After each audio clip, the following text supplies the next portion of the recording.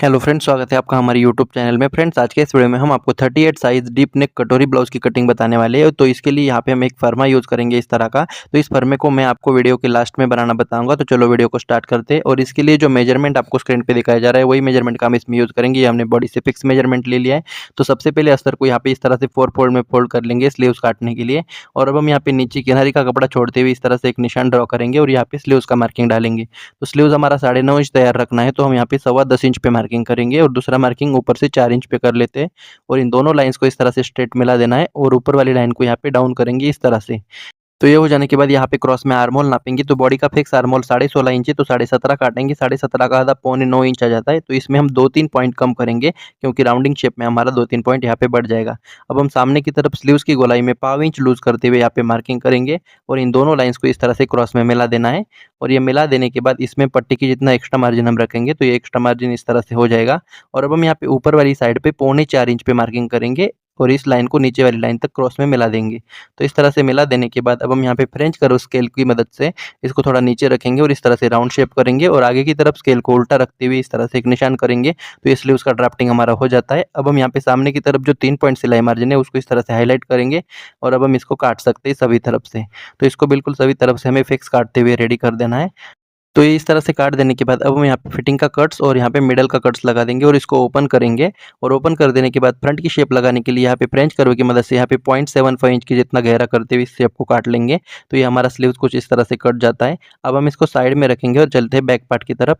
तो back part काटने के लिए अस्तर का हमेशा हम बंद वाला हिस्सा अपनी तरफ ले लेते हैं और यहाँ पे नीचे से कपड़े को सीधा करते हुए एक लाइन ड्रॉ करेंगे और यहाँ पे ब्लाउज की लंबाई नापेंगे। तो ब्लाउज की लंबाई हमें 14.5 इंच तैयार रखनी है, तो 15.5 इंच पे मार्किंग करेंगे और दूसरा निशान हम ऊपर से 6.5 इंच पे कर लेते हैं। और इन दोनों लाइंस को इस तरह से स्ट्रेट मिला देंगे और ऊपर वाली लाइन के ऊपर हम शोल्डर मार्किंग करेंगे। तो शोल्डर बॉडी का 15 इंच है, 15 का आधा 7.5 होता है, लेकिन 10 इंच डीप गला हम पीछे का रख रहे हैं, तो इसके लिए 2.25 इंच माइनस करेंगे। तो ये बचेगा 2.25 इंच। इसमें हम 3.25 इंच का शोल्डर का विड्थ दे देंगे। आप अपने अकॉर्डिंग विड्थ कम ज़्यादा दे सकते हो। और ये ऊपर जितना है उतना हम नीचे भी मार्किंग करेंगे और इसको आधा इंच बाहर कर देंगे और ये बाहर वाली लाइन ऊपर वाली लाइन तक क्रॉस में मिला देते हैं। तो ये मिला देने के बाद अब हम यहाँ पे शोल्डर को हल्का सा डाउन कर देंगे। तो ये डाउन कर देने के बाद नीचे वाली लाइन पे अपर चेस्ट का मार्किंग डालेंगे। तो यहाँ पे अपर चेस्ट हमारा 36.5 है, यानी 36.5 इंच, और फुल बस्ट 38.5 इंच है। तो यहाँ पे 36.5 का हम यूज़ करेंगे। तो इसका यहाँ पे चौथा पार्ट जितना आता है उतना ही यहाँ पे ले लेंगे। इसमें हम लूजिंग नहीं दे देंगे 10 इंच डीप गले के लिए। और नीचे वाली साइड पे कमर का चौथा पार्ट यहाँ पे मार्किंग करेंगे और इसमें 1 इंच का लूजिंग कर देंगे डॉट के लिए। और इन दोनों लाइंस को ऊपर तक यहाँ पे मिला देना इस तरह से। तो ये मिला देने के बाद इसमें पट्टी की जितना एक्स्ट्रा मार्जिन दे देंगे और अब हम यहाँ पे आर्म होल का शेप लगा लेंगे फ्रेंच कर्व की मदद से।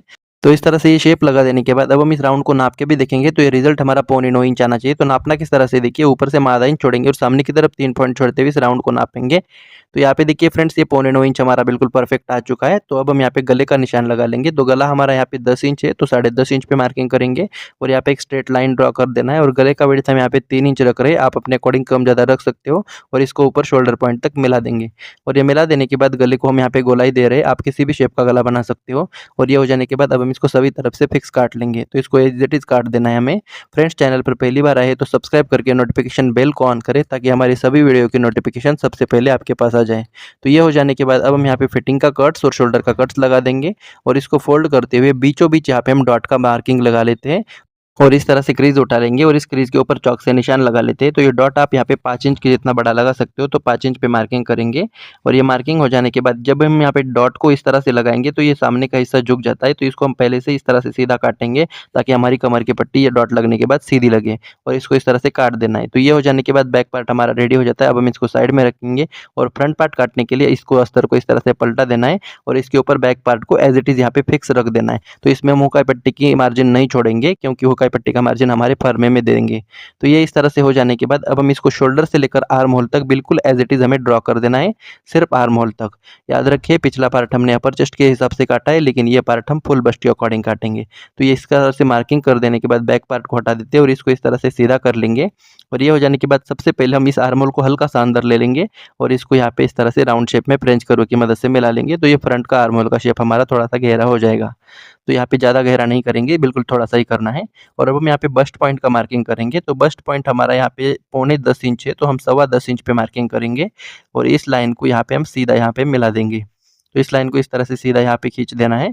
और ये हो जाने के बाद अब हम यहाँ पे 38 का 10वां हिस्सा लगभग जो आता है वो पौने 4 इंच आ जाता है, तो उसको यहाँ पे इस तरह से सामने की तरफ पौने 4 इंच पे मार्किंग करेंगे और इस लाइन को ऊपर तक बिल्कुल इस तरह से स्ट्रेट कर देना है। तो यहाँ पे हमें प्लस का निशान इस तरह से मिल जाता है। अब हम अपने फरमे को ले लेंगे और इसके सेंटर पॉइंट को यहाँ पे इस तरह से रखेंगे। तो यहाँ पे ये वाला लाइन और ये वाला लाइन हमारा इसमें मिलना चाहिए, तो इस तरह से इसको रख देंगे। तो ये रख देने के बाद इसके ऊपर कोई भी हैवी चीज़ रखेंगे, तो हम यहाँ पे इस तरह से लॉक रख लेते हैं और अब हम गले का निशान लगा लेते हैं। तो गला हमारा 6 इंच है, तो 6.5 इंच पे मार्किंग करेंगे और इस लाइन को इस तरह से खींच देना है। और ये हो जाने के बाद गले का विड्थ हम इस वाली लाइन से ले लेंगे। तो हमें 3 इंच गले का विड्थ रखना है, लेकिन मार्किंग हम 3.25 इंच पे करेंगे। तो पाव इंच एक्स्ट्रा क्यों किया है वो आपको आगे चल के पता चलेगा। और इसको ऊपर वाली लाइन तक मिला देते हैं। तो ये मिला देने के बाद अब हम यहाँ पे शोल्डर से लेकर नीचे तक इसी लाइन पे 5 इंच पे मार्किंग करेंगे। और ये हो जाने के बाद यहाँ पे ये जो अंदर वाला लाइन है हमारे फरमे में ये वाला, इस लाइन को ऊपर वाली लाइन तक हम मिलाएंगे इस तरह से कटोरी की शेप में। तो इसको अच्छे से कटोरी की शेप में इस तरह से फ्रेंच कर्व की मदद से मिला देंगे। और ये मिला देने के बाद ये जो बाहर वाला लाइन है इसको भी इसी में मर्ज कर देना है, थोड़ा सा सरकाते हुए इसी लाइन में हमें इसमें मर्ज करते हुए मिला देना है। तो ये हो जाने के बाद अब हम यहाँ पे गले का गोलाई देने के लिए फ्रेंच कर्व को इस तरह से रखेंगे यहाँ पे।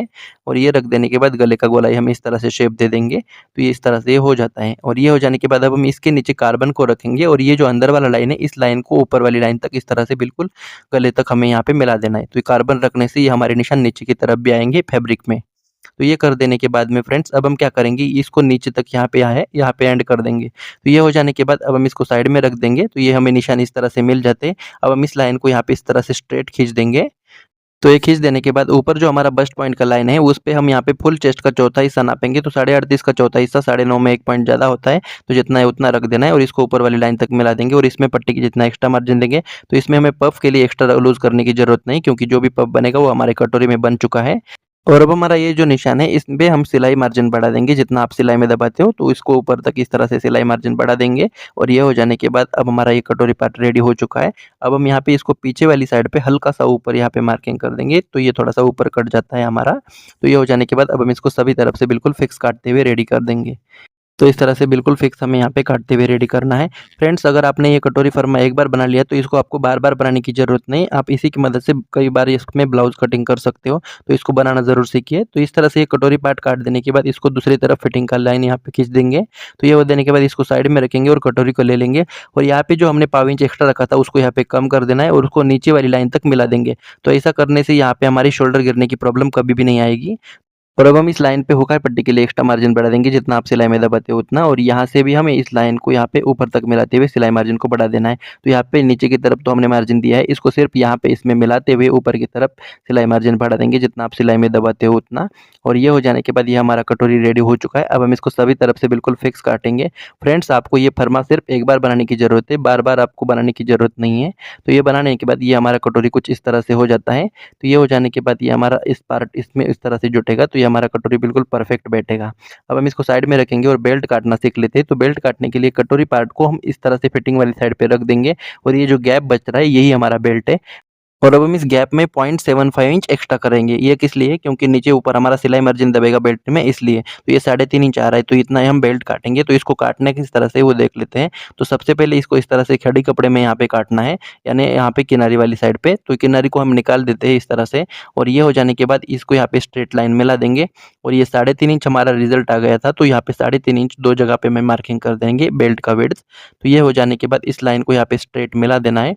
तो ये मिला देने के बाद अब हम इसको इस तरह से सीधा कर देंगे और यहाँ पे कटोरी को ले लेंगे और इसका सामने का पार्ट हम कुछ इस तरह से रखेंगे। तो इस लाइन के पाव इंच ऊपर रखेंगे, इसको ज़्यादा कॉलर की तरह ऊपर ना करें फ्रेंड्स। तो इसको इस तरह से रखते हुए यहाँ पे ये जो लाइन है यहाँ तक हमें यहाँ पे मार्किंग कर देना है, इसको अच्छे से यहाँ पे कर्व शेप में। तो ये हो जाने के बाद अब हम इसको साइड में रखेंगे और यहाँ पे फ्रेंच कर्व की मदद से इसको इस तरह से हाईलाइट कर लेते हैं और पीछे की तरफ इसको इस तरह से यहाँ पे करते हुए इसको मर्ज कर देना है ऊपर वाली लाइन तक। तो ये हमारे बेल्ट का शेप हो जाता है। अब हम इसको यहाँ पे बैक पार्ट से थोड़ा सा ज़्यादा रखेंगे इसका विड्थ। और ये हो जाने के बाद अब हम इसको इस तरह से काट लेंगे दोनों भी तरफ से और इसको अच्छे से यहाँ पे काटते हुए रेडी कर देना है। तो ये हमारा बेल्ट इस तरह से कट जाता है। अब हम सामने की तरफ यहाँ पे छोटा सा कट्स लगा देंगे और अगर आप बिगिनर्स है तो इसको चौक से हाईलाइट कर लेंगे दोनों भी तरफ से, ताकि आपको सिलाई मार्जिन पता चले। ये 3 पॉइंट इस तरह से दबाना है। तो ये हो जाने के बाद इसको साइड में रखेंगे और कटोरी को हम यहाँ पे काट लेते हैं। तो कटोरी को हमें यहाँ पे तिरछा रखना होता है। तो ये कपड़ा सीधा है और ये आड़ा है, तो यहाँ पे हम इस तरह से क्रॉस में रखेंगे इसको इस तरह से सेंटर लाइन को। और ये रख देने के बाद इसमें इस तरह से कोई हैवी चीज़ रखेंगे और सभी तरफ से बिल्कुल फिक्स काटते हुए इसको हमें रेडी कर देना है। तो इसको काट लेते हैं सभी तरफ। तो देखिए फ्रेंड्स, इस तरह से काट देने के बाद इन निशानों को इस तरह से उठा लेते हैं और ये उठा देने के बाद इस फरमे को साइड में रखेंगे और यहाँ पे नीचे की साइड पे ये छोटे-छोटे कट्स लगा देंगे ताकि हमें बाद में पता चले। तो ये हो जाने के बाद ये जो टक्स लगाएँगे ये थोड़ा-सा राउंडिंग शेप में हमें लगाना है, बिल्कुल सीधा नहीं लगाना है, नहीं तो आपको यहाँ पे नोक निकल सकता है। तो ये हो जाने के बाद अगर आप बिगिनर्स हो तो इसको सिलाई मार्जिन को इस तरह से हाइलाइट कर सकते हो, जितना आपको दबाना है उतना।